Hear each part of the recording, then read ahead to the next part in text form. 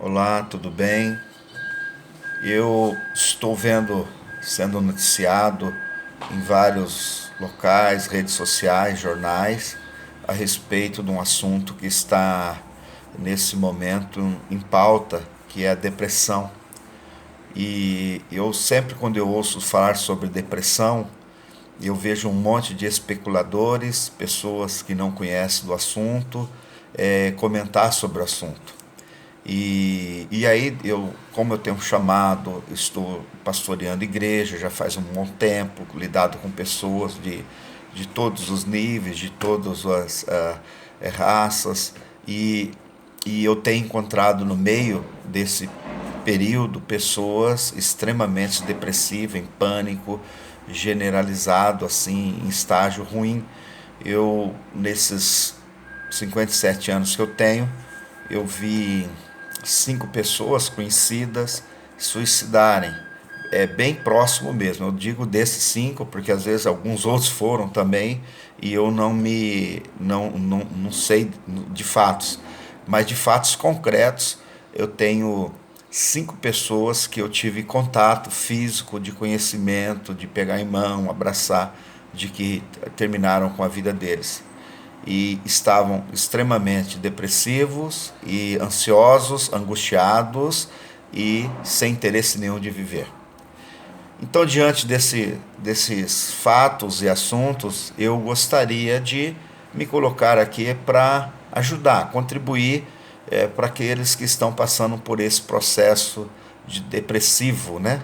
A palavra depressão é algo que converge para baixo, é algo que deixa a pessoa caída e as pessoas entendem que depressão às vezes com tristezas momentâneas, né? É um processo momentâneo de tristeza, ou porque se separou de alguém, teve uma perca, morreu alguém, então é um processo de tristeza momentâneo. Não diria que isso é depressão, mas é algo momentâneo que aconteceu em determinado tempo da vida dela perder algo financeiro, de perder um trabalho e ela cair naquela tristeza, e isso não é depressão. A depressão é algo muito profundo, é algo que mexe com a nossa mente, é algo que mexe com todas as. Eu agora sei um pouco das glândulas, né, dos cérebros. Pois bem, eu já tive e eu creio que tenho essa síndrome de depressão, apesar de não tomar remédio e também não me deixar se levar por ela. E meu primeiro contato de ouvir falar de depressão foi em 1989. 1989, eu estava num cargo e com muita pressão, eu tive uma perda em 1987 do meu pai, de um grande amigo que havia sido assassinado, e eu sem perceber eu estava entrando num processo que eu não entendia o que estava acontecendo. Era desespero, era suores, era algo assim aterrorizante de deixar eu extremamente desesperado e eu não sabia o que era. E como eu tenho muita facilidade, eu tenho síndrome de intestino irritável, a minha barriga vivia estufada, eu perdia o fôlego porque o diafragma não fazia o movimento necessário, então eu tinha uma falta de ar terrível e aquele desespero de não ficar no meio de pessoas, ônibus. Eu parei no meio de caminho várias vezes de ônibus porque eu não suportava a quantidade de estar dentro de um ônibus lotado. Eu me sentia num desespero terrível.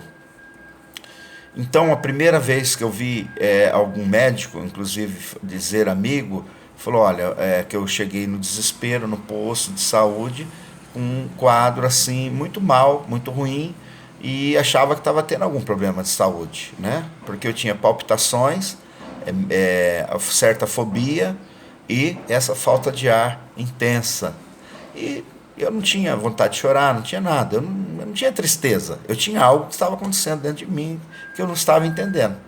E era um quadro que eu não entendia o que era. E aí esse amigo meu, esse médico, que inclusive era um capitão do exército, que trabalhava aqui no posto de saúde aqui, a gente tinha muita amizade, ele disse assim para mim, falou: olha, você está com um quadro ou início aí psicomático, depressivo. E eu não tenho o que eu fazer para você pelo fato de que, até eu lembro até hoje, falou, se eu te mandar você para a praia, para ficar lá num lugar do tempo descansando, ela vai com você, porque está dentro de você o problema. Está enquadrado dentro do teu ser. Então, é muito difícil. E foi longo o processo, porque dali eu estava uma vez em São Sebastião ajudando a construção e os meninos estavam comendo churrasco, bebendo e eu estava tomando um remédio que contribuiu muito para a minha depressão, que tinha uma substância chamada metoclopramida, e a metoclopramida, como alguns outros que mexem com o mesmo órgão do corpo, me dá uma crise chama extrapiramidal, deixa totalmente maluco. E naquele dia eu estava tomando, porque eu estava sentindo mal, a barriga inchava, então eu tomava um pozinho que diz que era bom para o estômago, e tinha essa substância que eu não sabia que me fazia mal. Então aumentou o quadro da depressão, mais a crise extrapiramidal, que é horrível, porque dá uma sensação de morte horrível, algo que uma inquietação, você não sabe o que é, e tá tudo normal, tá todo mundo rindo em volta, mas você não sabe o que é. E aí até que eu encomendei os meninos lá e me levaram para Santa Casa de Caraguá. Cheguei lá, me aplicaram um monte de injeção na veia, que eu acho que foi um calmante. Inclusive trabalhavam umas freiras, né? Isso foi já em 1990. E de lá para cá, daquele período, eu comecei a procurar médicos, porque a situação estava insuportável e eu comecei já a somatizar a enfermidade, porque eu tinha barriga estufada, eu achava que estava com problema na barriga. Eu tinha taquicardia, eu achava que eu ia ter infarto. Eu tinha distúrbios assim de outros, eu achava que estava com grandes infecções. Então, as doenças da época, eu sentia os mesmos sintomas que as pessoas sentiam. Eu via alguém mancando, eu tinha vontade de ficar. Eu sentia problema nas pernas. É um negócio muito, muito doido mesmo. No meu caso, eu estou dizendo, deixava eu extremamente maluco. Eu via uma pessoa com cansaço ofegante, eu sentia igual. Então, eu catava aquelas enfermidades deles, eu colocava em mim. E foi algo assim muito ruim. E eu tinha duas crianças pequenas, que é a filha minha mais velha e o meu filho mais novo. E eles ainda eram muito pequenininhos ainda. Eu tinha um deles que estava com 2 anos de idade e eu passando todo esse processo. Pois bem, eu comecei por várias e eu me relutava contra, e eu estava afastado da igreja, estava vivendo uma vida mesmo aí distante de Deus, né? E eu estava realmente longe menos do convívio de igrejas, envolvido muito com política, mas eu estava longe da igreja. E aí acabei ouvindo o conselho de pessoas, amigas, e procurei um psiquiatra. Bom, o primeiro fato do psiquiatra, que se tornou amigo, né? Porque todos de tanto seivo acabam se tornando amigos. E ele dizia assim: você está num quadro terrível de depressão e pânico. E aí você fica assim meio fora de si. Eu nunca tinha tomado um calmante, eu nunca tinha tomado nada. E aí ele me carretou com um monte de remédios. Um monte de remédios, de todo tipo de remédio daquela época que eram os mais antigos, eu tomei. Eu tomava porque a depressão ela é muito interessante. O seu organismo tem que se adequar ao remédio. É um tratamento prolongado e começa a agir no sangue e aí demora para começar a fazer efeito. E dá um desespero, porque no primeiro ponto, isso deixa o remédio deixa você fora do ar. Você fica inativo, fica estranho, parece que o mundo não anda, fica muito ruim, fica esquisito demais quando você começa a tomar o remédio. Talvez os psiquiatras não sabem disso, porque eles não têm depressão e nunca tomaram o remédio. Mas inibe a pessoa e a pessoa fica praticamente em estado mórbido quando você começa a tomar os remédios. Então eu fui tomando vários remédios para tentar se adequar a um.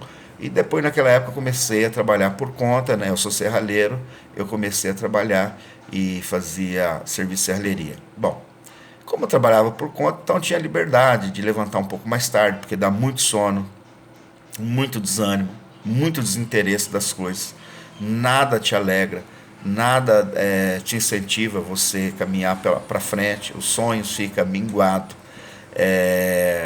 E aí eu comecei a trabalhar por conta, eu voltei a trabalhar por conta, por minha próprias conhecimento de profissão, e eu ficava 15 dias mais ou menos e 15 dias ruim.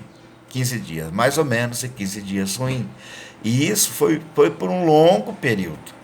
Longo período. Então, naquela época, e uma coisa assim interessante, que não vai dar para fazer tudo uma vez a conversar, nós vamos dar sequência.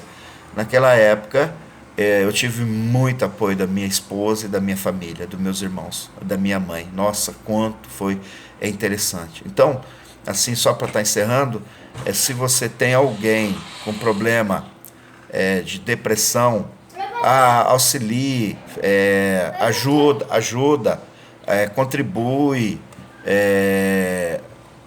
abraça, se interesse pelo caso, não faça desfeita. Se precisar me leva no médico, vai. O depressivo tem essa muita necessidade, me leva para o médico, eu estou tendo algum negócio. Então eu tinha um cunhado que pegava eu 10 horas da noite, me levava para o hospital, pagava consulta para mim. Então algo que é fundamental na vida de uma pessoa que está num processo de depressão, de ansiedade e de pânico, que é levar para o médico. Então, o apoio da família é essencial, é fundamental o apoio da família. Tá? Quem nunca teve depressão, quem nunca tomou um diazepam, que é um menorzinhos aí que tomam para dormir, não sabe o que é depressão. Ele não conhece depressão.